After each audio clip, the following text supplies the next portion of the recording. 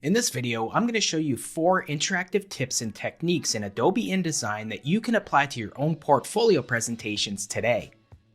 Follow along in this in-depth tutorial and learn how to apply animation, add audio and video files to a layout, as well as set up button interactivity.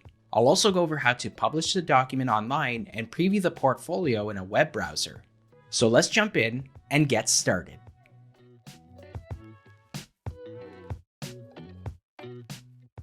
In the first interactive design technique, we'll look at how to add animation to a portfolio cover.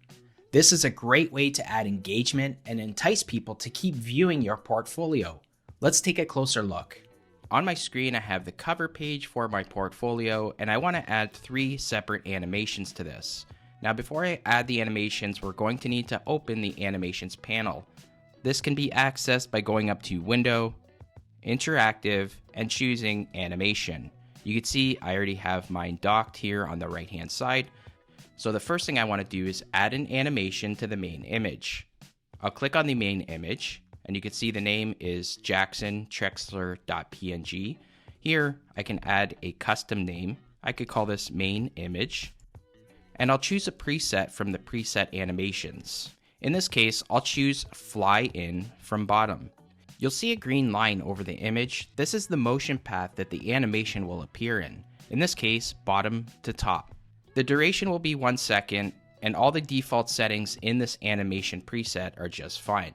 So I'll leave the settings as is. Next, I'll go ahead and click the top text frame in the main title, and I'm going to add another preset animation, fly in from left.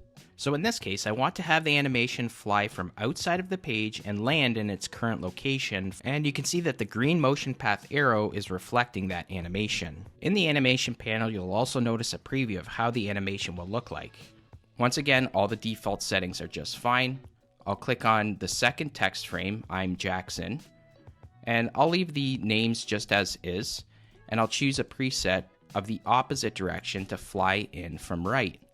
Now to preview what I've set up so far, simply click on the EPUB preview icon located in the bottom left hand corner of the screen, and you can see that the animations will play out in the order that you set them. Let me play that again.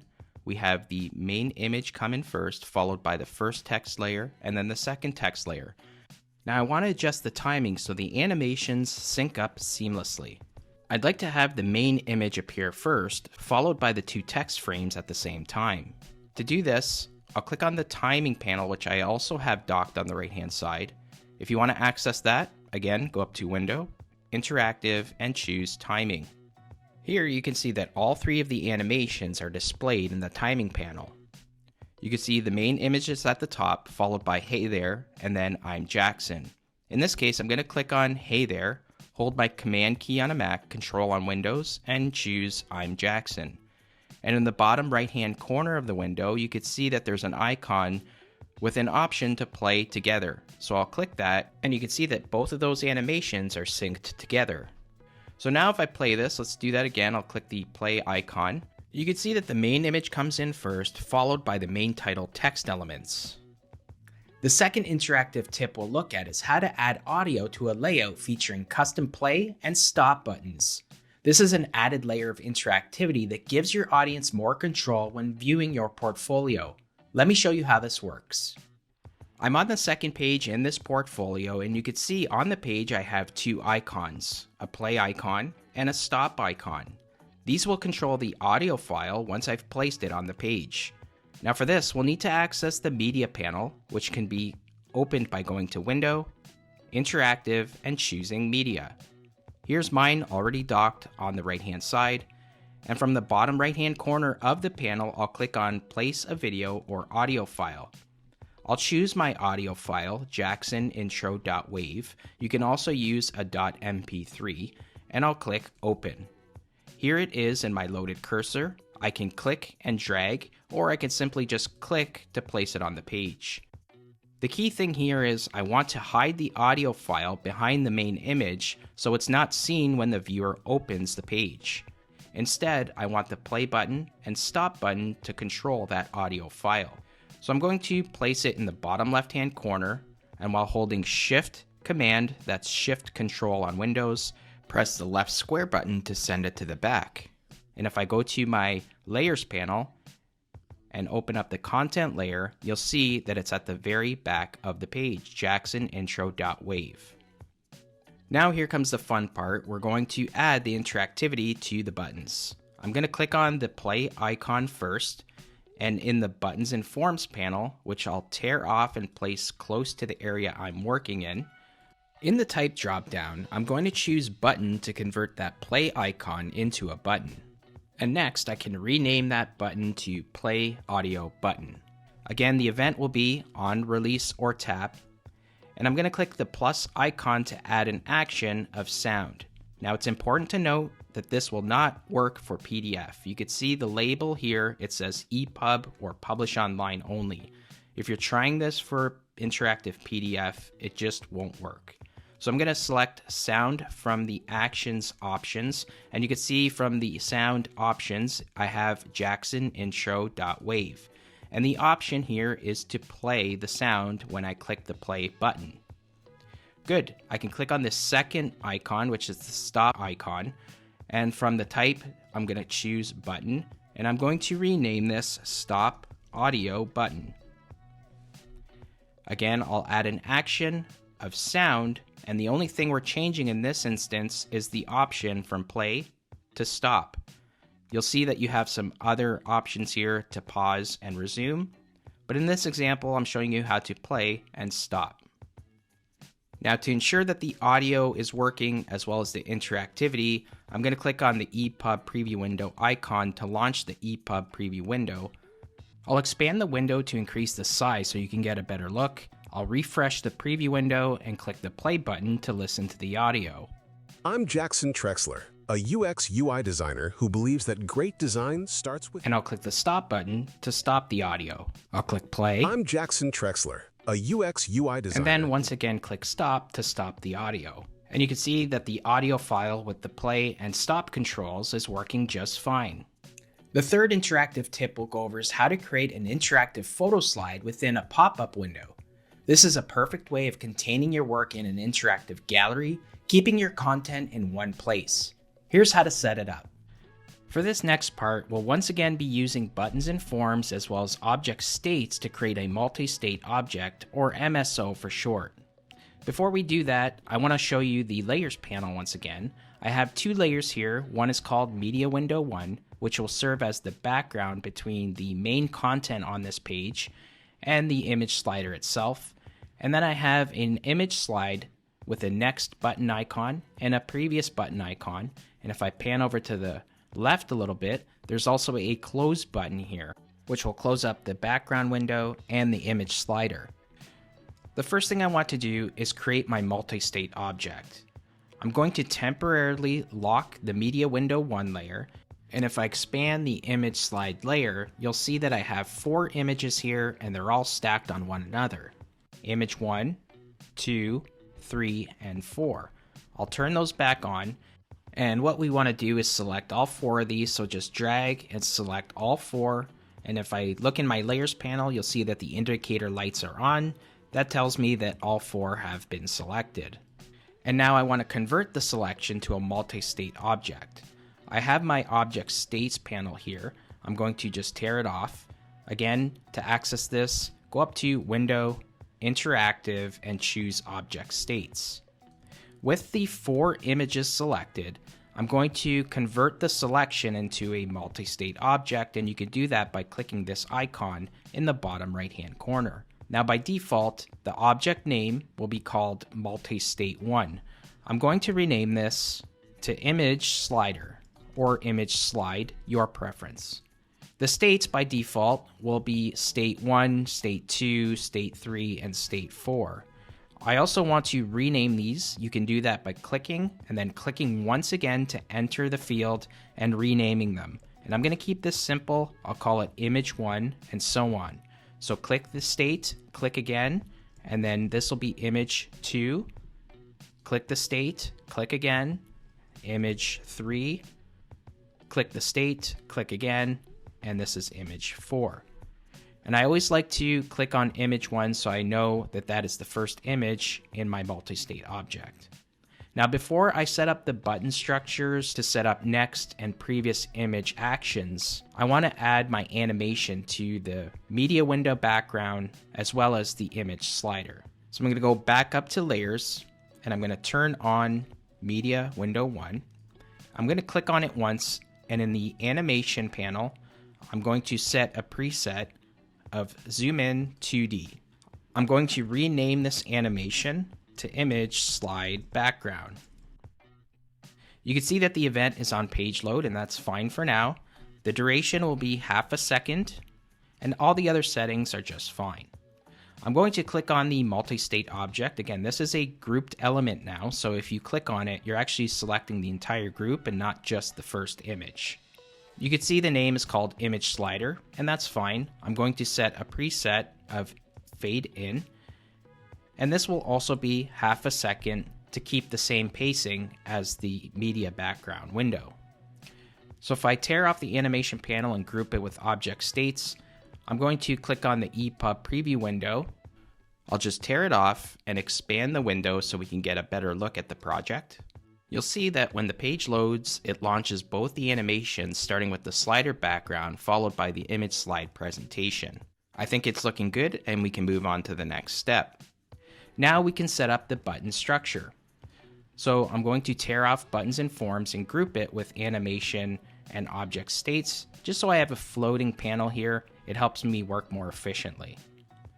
First, I want to click on the next button in the image slider, and I'm going to convert that selection into a button, and this will be called Next Image BTN. The event will be on release or tap, and I'm going to add an action of go to next state.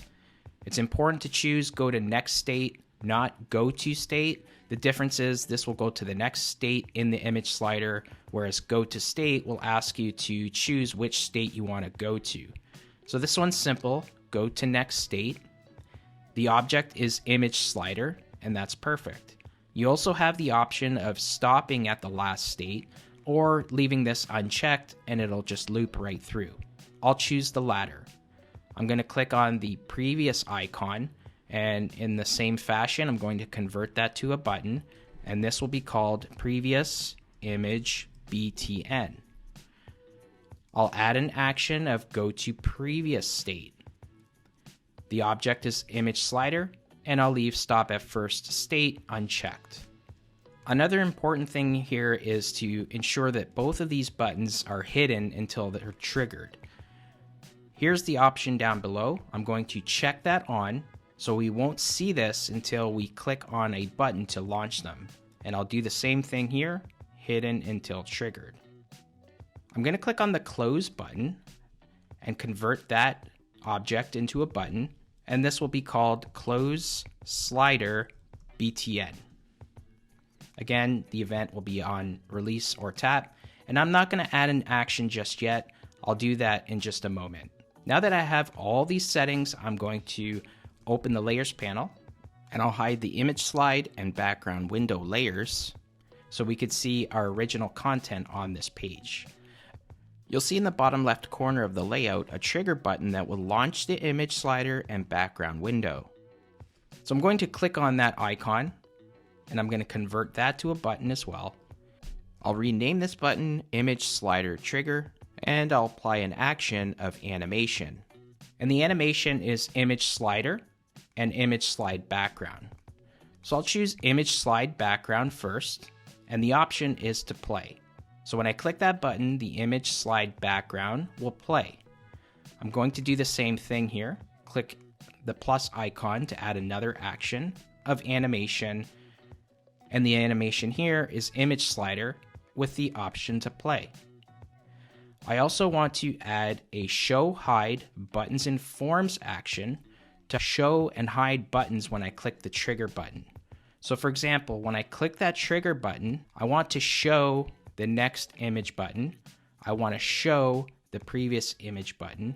I want to show the close slider button, and I'll leave image slider trigger on X. That means it'll be ignored. I don't want it to show or disappear when I click it. Good, now that I have those settings in place, I'm going to go back to my layers panel, and turn on Media Window 1 and turn on Image Slide. Now I can add the button structure to close the image slide as well as the window. I'll first add the action to the close button. So I'll click on the close button, and you can see I've already set up the button structure here and gave it a name. Next, I'm going to add an action of animation. Under the animation, I'll choose Image Slide Background, and the option instead of play, I'll choose reverse. This will reverse the animation. I'll add another action of animation. This time, I'll choose Image Slider, and the option again will be reverse to close the animation. I'll add one more action of Show Hide Buttons and Forms, and in this case, when I click that close button, I want to hide the next image button. I want to hide the previous image button. I want to hide the close slider button, and I'll leave image slider trigger ignored because it'll still appear on the main page. I also want to ensure with this close slider button that it's hidden until triggered. Remember, I did that with the next and previous buttons. It's important to do that as well with the close button. Another important step is clicking on the image slide background, and in the animation panel, ensure that you have on page load unchecked. In other words, we don't want this to appear on page load, we only want it to appear on the button event, which you can see is also selected here. So I'm going to deselect on page load, and I'm going to do the same for the image slider. Click on it once and deselect on page load. Now we can go ahead and test this out. It's always good to test things out just in case something is off. We can go back and fix it. So here it is. You can see that nothing's appearing. When I click the trigger button in the left corner, you'll notice that both the image slide background and the image slide will open. Exactly how I set it up. I can make my way through the image slide and I can close to collapse everything. Now you did notice something. The timing was a little off. I want it to sync up a little bit better. So I'm going to hide image slide, hide media window 1, and I'm going to click on the image slide trigger and open the timing panel. Again, I like to group it here with everything else.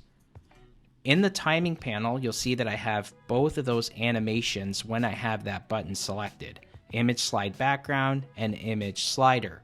So I'm going to click on image slide background, hold Command on a Mac, Control on Windows, and click image slider. In the bottom right hand corner, I'm going to click this icon to play them together. I'm going to go back to layers, turn on media window 1, turn on image slide, and I'm going to click on the close button, and I'm going to do the same thing. I'm going to go to this floating panel here, and here's my timing panel. Click on image slide background, hold Command, Control on Windows, and click image slider, and then click the icon to play them together. Now let's test this out. If I click the EPUB preview window again, that'll load up. I'm going to click the trigger button, and you can see that the timing of the animations are a lot smoother. The fourth and final interactive tip we'll go over is how to add a video within a pop-up window. Similar to the last method, we'll set up open and close controls. Here's how. Let's once again get a closer look at the layers panel. I want to show you the two layers that I have at the top of the layer stack. The first is Media Window 2. Again, this will serve as the window separator between the main content on the page and the video. I also have a layer called Video. It's empty at the moment. Ensure that you have this selected because we're going to be uploading the video and you want to upload it on this specific layer. For this next part, we'll need to use the media panel, which I already have docked on the right hand side here. If you don't have it, again, Window, Interactive, and choose Media. I'm going to tear it off and place it on the page here. And in the bottom right hand corner, I'm going to click on this icon, place a video or audio file. And then here it is here, scrolling app.mp4. It's best to use an MP4 when you're importing a video. I'm going to select it and click open. You'll notice the prompt at the bottom where it says interactive PDF may not support playback controls. That's correct. You can import a video to PDF, however, there will be no way to play, stop, or pause it. Now I'm just going to move the media player back to its original position in my dock here, and you can see that I have the video in my loaded cursor. I'm going to click and drag, something like that. And to adjust the size of the video to the frame, simply just double click any of the handles at the top or sides. This will adjust it accordingly. I'm going to center it to the page. Something like this works just fine. And next I can go ahead and add the animation to the media window background as well as the video, much like we did in the third example with the image slide. First I'm going to click on the media background window, and in the animation panel I'm going to change this to video background. The preset will be the same as the first example. It'll be zoom in 2D. Currently it's on page load, which is just fine. And we'll set this to half a second, so 0.5 seconds. All the other preset animation settings there are just fine. I'm going to click on the video now, and back in the animation panel, you can leave the name as is, or you could change it to something like app video. And the preset here will be fade in. Again, to remain consistent with the pacing of the other animations, it'll be half a second. Now again, if we preview this, I'll press the play icon. And again, I'll adjust the size of the preview window to get a closer look at the animations here. You can see that the video does play, so that works fine. And if I refresh the page here, you'll see that both animations are appearing as well. I'm just going to tear this off and close it for the moment. Great, now that we have our animation set, we can go ahead and add the button structure, again, much like we did in the previous example. First, I'm going to click on the close button here and go to buttons and forms, and I want to convert that object to a button, and I'll call this close video button, or BTN for short. We'll leave it just like that for now. Go back to the layers panel. Let's turn off video and turn off media window 2. I have a play icon in the bottom left hand corner, and this will be the trigger button that opens up the video and the background. Again, in the buttons and forms panel, I'm just going to tear it off here. And this will be a button. This will be play video BTN. Let's first set an action of animation. And I'm going to set this to video background with the option to play. I'll add another action of animation. This time it'll be app video with an option to play. I'm going to add a third action of video. So not only will the animation play, but the video will also play once the animation is launched. And finally, I want to add one more show hide buttons and forms action to show the close button, and I'll leave the play video button on ignore. Now if I go back to my layers panel and turn on video and turn on media window 2, I'll add similar actions to the close button. So I'm going to click on the close button, and the first action will be animation. I'll choose the animation of video background with an option of reverse. I'll choose another action of animation. This time it'll be app video with the option to reverse. I'll add a third action of video. The video will be app video, and the option will be to stop. And then finally, I'll click on the action button again and choose show hide buttons and forms. And we're going to hide the close button, and again I'll leave the play video button on ignore. Remember, another important step is you want to hide this until it's triggered. That's the close button, so we don't want it to appear until we actually click the play button. Again, if I click the media background 2 window and go to animation, ensure that you have the on page load deselected, because we have a button action here and we don't want this to appear on page load. So deselect it there and do the same for the video. In the events, deselect on page load. And another thing I'd like to do is click on the close button, and in the timing panel, let's play all these together. Click on video background, hold the command key, and click both of these app video. One is the animation and one is the play video, and let's play those together. We're going to do the same thing for the play button on the main page here. I'm going to click that, and in the timing panel, play all these together. Click on video background, hold Command, and click on the other two and play those together. And now here's the moment of truth. We can go ahead and play these to test it out in the EPUB preview window. So click on the animation panel and then click the play icon to launch the EPUB preview window again. And once again, I'll just quickly adjust the size of the preview window so we can get a better look at the video presentation. So I'll click the play button in the layout and that will launch the video background and the video. I'll click the close button and that closes everything up. Next, let me show you how to share the portfolio project online with InDesign's built-in Publish Online feature. To publish the portfolio online, make your way up to File and choose Publish Online. This brings up the Publish Your Document Online window where you can choose from publishing a new document or updating an existing one. You can give your project a title. Now by default, it'll have the same name as the InDesign document, so you can change it if you'd like. You can also choose to export all pages or a range of pages, or export single pages versus spreads. Now because this is a single page document, I'll leave it on single page. The last step would be clicking Publish. Now I've gone ahead and already published this online. Here's my project here. I'm just going to refresh the page so we can see the animation on the first page. And you saw the main subject fly in from the bottom, as well as the title fly in from opposite directions. I can click on the next button. That takes me to page 2 where we can test out our audio. I'm Jackson Trexler, a UX UI designer who believes... And you can see that the audio works fine as well. I'll go to page 3 and we can test out our image slide. I'll click the trigger button and you can see that our slide presentation opens. I can make my way through the slide by clicking the next and previous buttons. I can also close the presentation and make my way to the last page. I'll click the play button. That launches the video and it automatically plays.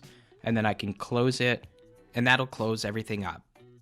Thanks for watching, and I hope you can apply some of these techniques to your own portfolio projects.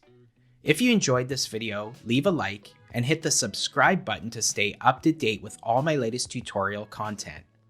Interested in learning more about interactive design using Adobe InDesign? Then check out the playlist above. Thanks again, and I'll see you in the next video.